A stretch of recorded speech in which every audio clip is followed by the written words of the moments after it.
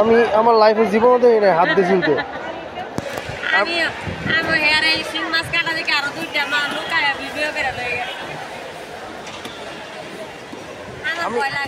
আমি যেমন ধরছি আমি ধরছি মাথার ধরছি, কিন্তু আমি হাত দিয়ে কোনো ছিলি নেই। কে কে এরকম মাছ ছেলা দেখেছেন কমেন্টস বক্সে জানাবেন। কে কোন জেলা থেকে দেখছেন। ভিডিওটি ভালো লাগলে লাইক দিবেন।